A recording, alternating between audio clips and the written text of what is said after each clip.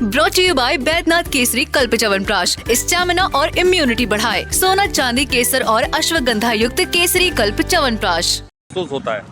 इसमें सीधा सीधा ये लगता है कि जैसे भारतीय जनता पार्टी के प्रत्याशी को लाभ पहुंचाने की दृष्टि से ही इनको मैदान में उतारा गया है। विक्रम सैनी कवाल गांव के हैं, वो भी कवाल से हैं। विक्रम सैनी उस पूरे 2013 के दंगे के वाला जो एपिसोड था उसमें हीरो बन के निकले थे और तभी से वो लगातार 2 बार विधायक बने। अब तीसरी बार में वो एक सरकमस्टांसेस ऐसी बनी कि उनको हटा दिया गया। अब उनकी पत्नी मैदान में मजबूत स्थिति में है। दूसरी मजबूत स्थिति उनकी इस वजह से भी कह सकते हो कि जो गठबंधन ने प्रत्याशी उतारा है वो भारी प्रत्याशी का ठप्पा है, भारी प्रत्याशी है ही। तो जनता जल्दी से भारी प्रत्याशी को स्वीकार करे, मुझे नहीं लगता। इसमें अगर गौरव की मां ने नामांकन किया है तो इसके पीछे जरूर कहीं ना कहीं इसकी सबसे बड़ी वजह जो है वो ये है कि भारतीय जनता पार्टी के द्वारा या उनके नेताओं के द्वारा, उनके पदाधिकारियों के द्वारा कहीं ना कहीं गौरव के परिवार को लेकर जो है वो उपेक्षाएं। दंगों के बाद जो तत्कालीन समाजवादी सरकार थी, मेरा मानना है कि उन्होंने दोनों पक्षों को भरपूर मदद दी है। नमस्कार, आप देख रहे हैं यूपी तक। मैं हूं संदीप सैनी।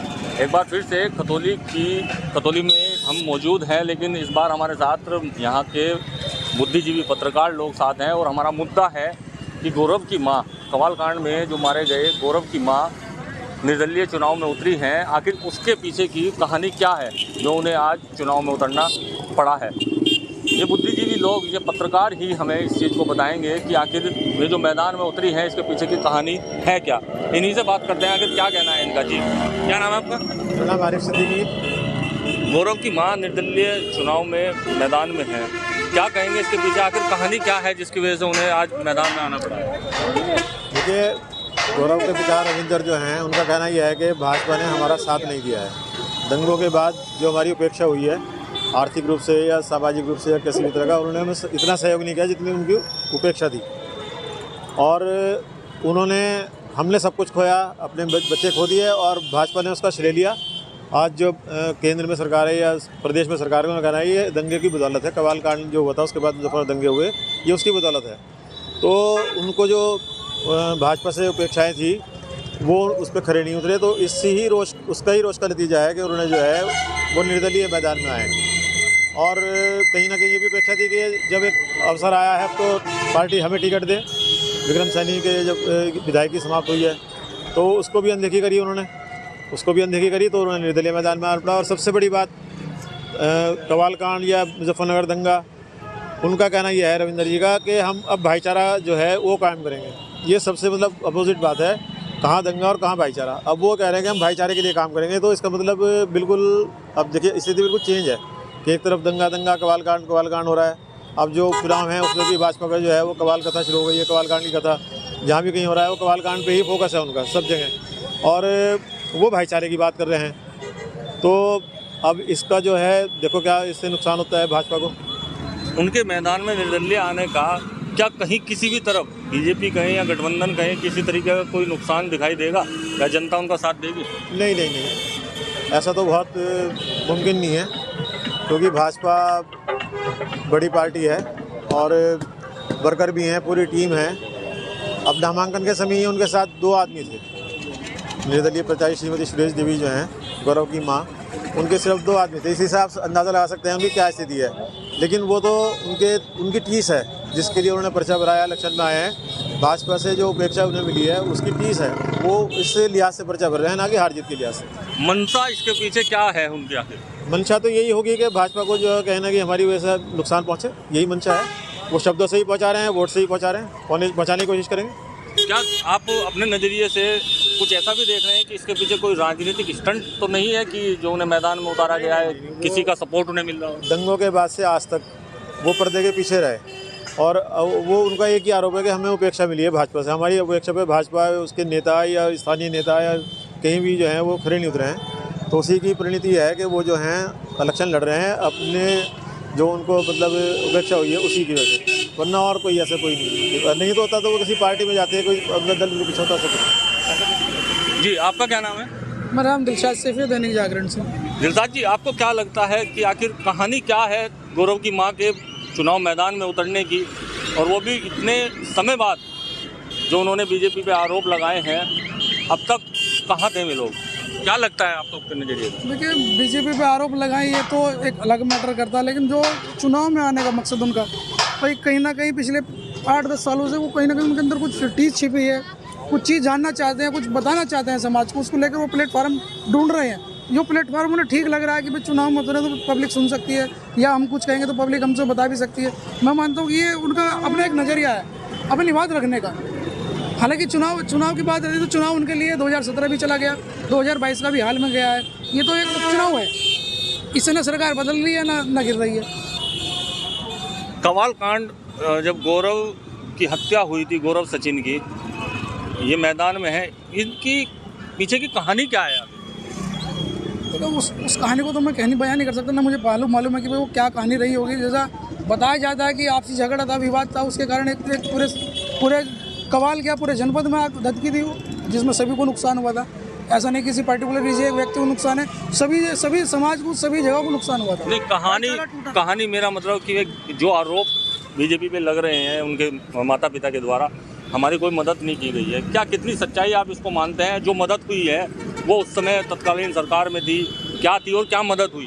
देखिए, दंगों के बाद जो तत्कालीन समाजवादी सरकार थी, मेरा मानना है कि उन्होंने दोनों पक्षों को भरपूर मदद दी है। भाई एक पक्ष पीड़ित था तो उसका मुआवजे को देकर उन्हें शांत किया गया या दिलासा दिया गया, मरहम किया गया, जो भी। ऐसे ही सचिन और गौरव के जो परिवार थे, जो सचिन की पत्नी है उनको कलेक्ट्रेट में एक नौकरी दी गई थी, और जबकि जो गौरव है उनकी बहन को डायरेक्ट शिक्षा विभाग में नौकरी दी गई थी। तो हालांकि मदद तो की गई थी, लेकिन अब इनके माता पिता का क्या मकसद है ये अभी थोड़ा सा पर्दे के पीछे है। यानी कि तत्कालीन सरकार जो सपा की थी उन्होंने मदद की थी, तो लेकिन उसके बाद जो बीजेपी सरकार आई, ये मनसा लगाए बैठे थे कि बीजेपी से भी हमें कुछ मदद मिले, शायद इस वजह से ये टीस लेकर के मैदान में आए। हाँ, हो सकता है कि भाई ये होता ही है, जब क्योंकि हम जैसे आप देख रहे हो आमतौर पे जो सत्ताधारी लोग हैं या जो भी चीज़ हैं, जो भी लोग हैं, वो अक्सर अपने भाषणों में, अपनी चीज़ों में कवाल कांड दंगा इस चीज़ को दोहराते हैं, और इस चीज़ का फ़ायदा जो मूल रूप से पहुंचना चाहिए था, जिसे मिलना चाहिए था उसका वाजिब, वो मिल नहीं पाया। उसी चीज़ को लेकर वो मैदान में आए कि भाई हमारे नाम पे चीज़ें पैदा की गई, हमारे नाम पे आगे बढ़ा गया, हमें पीछे धकेल दिया गया। तो कहीं ना कहीं वो चाहते हैं कि हमें भी फ्रंट पर रखा जाए। जी, आपका क्या नाम है? आशुतोष मिश्रा। आशुतोष जी, आप गौरव कांड जो हुआ था, उसकी माँ जो निर्दलीय मैदान में है, इसके पीछे की कहानी से क्या इत्तेफाक रखते हैं? क्या आखिर वो वजह है जिसकी वजह से आपको लगता है कि इस वजह से चुनाव में मैदान में आई है? देखिए, जिस तरह से गौरव की मां निर्दलीय चुनाव में आ रही हैं, तो जरूर कुछ ना कुछ एक ऐसी वजह रही है, जरूर एक कोई ना कोई ऐसी उपेक्षा हुई है जो भाजपा सरकार है उसके द्वारा, जिसकी वजह से उन्हें ये कदम उठाना पड़ा। क्योंकि जब ये दंगा जब हुआ था 2013, उसके बाद 14 का, 17 का, 19 का, 22 का लगातार चुनाव हुए हैं, और उन सभी चुनावों में लगातार दंगा जो है वो भाजपा पार्टी के द्वारा लगातार दंगों को लेके ही मामला उठाया गया। अब ये उपचुनाव हो रहा है, खतौली का उपचुनाव है, इसमें अगर गौरव की मां ने नामांकन किया है तो इसके पीछे ज़रूर कहीं ना कहीं इसकी सबसे बड़ी वजह जो है वो ये है कि भारतीय जनता पार्टी के द्वारा या उनके नेताओं के द्वारा, उनके पदाधिकारियों के द्वारा कहीं ना कहीं गौरव के परिवार को लेकर जो है वो उपेक्षाएं की गई हैं। वो सहायता जो है जो उन्हें मिलनी चाहिए थी वो कहीं ना कहीं उन्हें नहीं मिल पाई है, जिस कारण वो इस बार मैदान में है। और उन्होंने जिस तरह से हमारी उनसे बात भी हुई, उन्होंने साफ तौर पर कहा कि वो सच्चाई लोगों के बीच लेकर जाना चाहते हैं जो अब तक लोगों को नहीं पता है।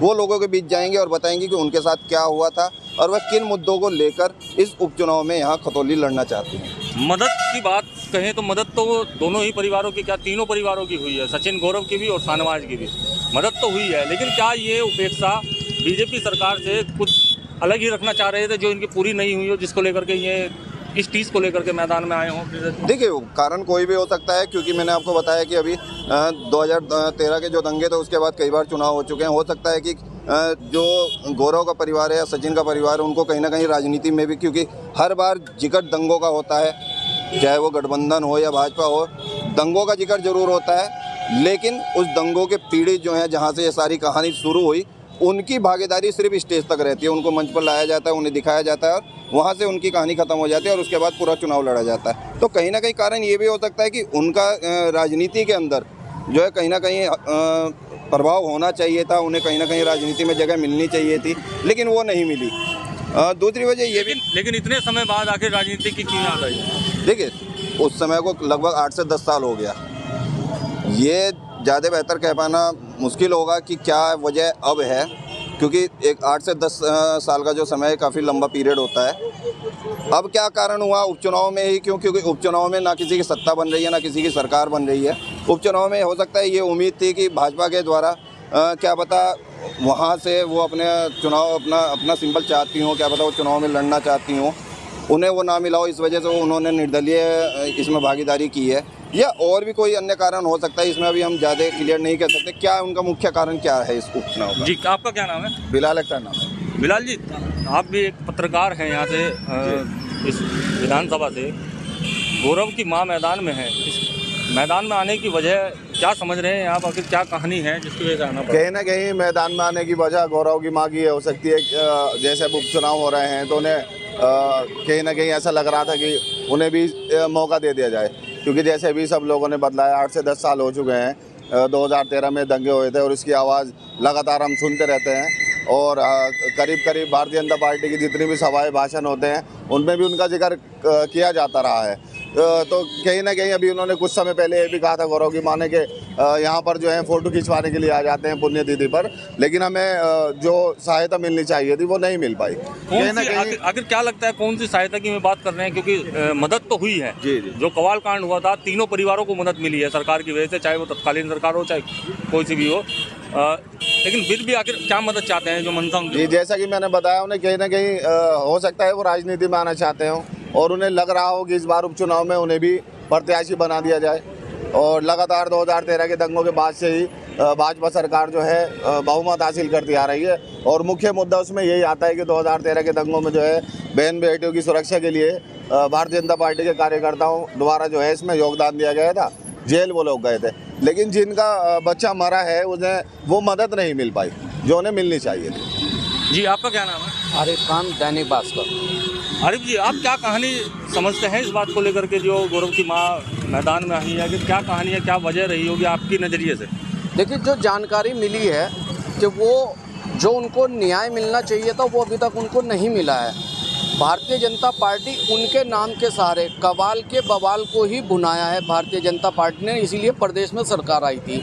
लेकिन पिछली सरकारों ने जो उनके लिए मदद की थी, जो उनको राशि मुहैया कराई थी, जहां तक जानकारी मिली कि वो लोग जो है कोर्ट कचहरी के चक्कर काट के वो उसे वहां गंवा चुके हैं और अब तक उन्हें न्याय नहीं मिला है। उन्हें भारतीय जनता पार्टी की सरकार बनने के बाद काफ़ी उम्मीदें थी कि हमें न्याय मिलेगा, हमारे साथ इंसाफ होगा, लेकिन ऐसा कुछ हुआ नहीं है। जहाँ तक कि हमारे साथी ने बताया कि उनका कहना है कि ज़िले के जो बड़े नेता हैं वो पुण्यतिथि पे जाते हैं और वहाँ पे उसको फ़ोटो खिंचवा कर वापस आ जाते हैं। सर, मदद की बात तो ये है कि उस समय जो सरकार थी मदद तो मिली है, जैसे मैं कह चुका हूँ, तीनों ही परिवार को मदद मिली है, नौकरी मिली है। लेकिन आखिर इनकी मंशा क्या थी, क्या मदद ये चाहते थे सरकार से? और जो बीजेपी पे आरोप लगा रहे हैं, क्या ये कितना सही मानते हैं आपकी बीजेपी ने इनका फायदा उठाया? नहीं, वो तो ये चीज़ चाहते थे कि नहीं हमें न्याय मिले, इंसाफ मिले, जो उनको अब तक नहीं मिल पाया है, जिसके लिए वो कोर्ट कचहरियों के चक्कर काट रहे हैं। उनका तो मेन मकसद ये था कि बीजेपी सरकार अगर आई है तो हमको इंसाफ मिलना चाहिए, जो उनको अब तक मिला नहीं है इंसाफ। इसी से पीड़ित होकर उन्होंने उपचुनाव लड़ने का, निर्दलीय चुनाव लड़ने का मन बनाया है। और जिसको देखते हुए इससे पता लग रहा है कि भारतीय जनता पार्टी वाकई में ही उनके नाम को बुनाकर सत्ता पाना चाहती है और सीट जीतना चाहती है, लेकिन किसी के लिए भी वो काम नहीं करना चाहती है। आपका क्या नाम है? विनीत शर्मा। विनीत जी, वरिष्ठ पत्रकारों में आपकी इस विधानसभा में गिनती होती है, क्या कहेंगे आप जो गौरव की माँ मैदान में निर्दलीय आई है, इसके पीछे की कहानी आप आखिर क्या सोचते हैं, क्या आपको महसूस होता है? इसमें सीधा सीधा ये लगता है कि जैसे भारतीय जनता पार्टी के प्रत्याशी को लाभ पहुंचाने की दृष्टि से ही इनको मैदान में उतारा गया है। विक्रम सैनी कवाल गांव के हैं, वो भी कवाल से हैं। विक्रम सैनी उस पूरे 2013 के दंगे के वाला जो एपिसोड था उसमें हीरो बन के निकले थे और तभी से वो लगातार 2 बार विधायक बने। अब तीसरी बार में वो एक सरकमस्टांसेस ऐसी बनी कि उनको हटा दिया गया। अब उनकी पत्नी मैदान में मजबूत स्थिति में है। दूसरी मजबूत स्थिति उनकी इस वजह से भी कह सकते हो कि जो गठबंधन ने प्रत्याशी उतारा है वो भारी प्रत्याशी का ठप्पा है, भारी प्रत्याशी है ही, तो जनता जल्दी से भारी प्रत्याशी को स्वीकार करे मुझे नहीं लगता। विनीत जी, मैं बहुत अच्छी तरीके से जानता हूँ, जिस समय दंगा हुआ था, कवाल कांड हुआ था, हम लोगों के साथ आप भी थे। क्या आपको लगता है कि उस समय की जो तत्कालीन सरकार थी उन्होंने इनकी मदद नहीं की? मदद तो मिली है तीनों परिवारों को, लेकिन आखिर इनकी मंशा क्या थी कि जो बीजेपी से ये जो सोच कर बैठे थे कि बीजेपी से हमें ये मदद मिलनी चाहिए कि अब बीजेपी की सरकार आएगी, और वो लंबे समय तक बीजेपी की सरकार अब चल भी रही है 2013 के बाद में, तो ऐसा क्या क्या चाहते हैं ये बीजेपी से, क्या मदद चाहते हैं? देखिए, दंगा के जो पीड़ित थे, जो उस दौरान दंगे में मरे थे या घायल हुए थे, जो भी एक मदद के तौर पर, चाहे वो सरकारी नौकरी मिली थी, चाहे वो आर्थिक मदद मिली थी, लगभग सभी को बराबर मिली थी, केंद्र सरकार से भी, राज्य सरकार से भी। अब बीजेपी से स्पेशल क्या डिमांड है इनकी, या तो ये खुल के बताते हैं कि हमारी ये डिमांड है और बीजेपी उन्हें पूरा करती ना करती, बात की बात थी। लंबा समय हो गया। अब राजनीतिक आकांक्षा कुछ दिमाग में है तो वो एक अलग बात है। राजनीतिक आकांक्षा समय रहते तब पूरी होती, अब तो समय वो बह गया पानी नीचे से। उसके बाद उसका लाभ जिसने उठाना था, चाहे वो सत्ता में भाजपा आ गई, चाहे वो विक्रम सैनी विधायक बन गए, जिसने उसका लाभ उठाना था वो एक लहर थी, उस लहर में उठा गए। अब ये लोग बहुत पीछे छूट गए। अब ऐसा नहीं है कि अगर ये अब चुनाव मैदान में उतरेंगे, मुझे नहीं लगता कि इनके गांव के वोट पूरे मिल पाए इन्हें। ठीक है, इन्होंने खोया अपने आप को, इसी बेस पे ही सरकार की अदला बदली हुई, सरकार के प्रति एक रोष उत्पन्न हुआ, लेकिन इंडिविजुअल इन्हें इस तरह से तो फिर कई लोग थे। यानी कि कुल मिला के जो कदम इनके द्वारा मैदान में उतरने का उठाया गया है वो कहीं ना कहीं गलत है। गलत सही तो देखो उनका व्यक्तिगत निर्णय है, वो गलत करा उन्होंने सही करा, लेकिन इससे बहुत बड़ा प्रभाव इस चुनाव में नहीं पड़ने वाला। चुनाव निश्चित रूप से इन दो में ही होगा, विक्रम सैनी और मदन भैया, और ये दोनों अपने अपने चुनाव को किस तरह से लेके चलेंगे, क्योंकि कल नामांकन खत्म हुआ है। अब ये अपने चुनाव को किस तरह से लेके चलेंगे ये आने वाले दिनों में देखने को मिलेगा। फिलहाल तक ठप्पा ये है कि मदन भैया भारी प्रत्याशी हैं और विक्रम सैनी हमारे 2 बार विधायक रहे हैं, उनकी पत्नी चुनाव लड़ रही है। फिलहाल स्थिति है। तो सुना आपने यहाँ के पत्रकारों की राय।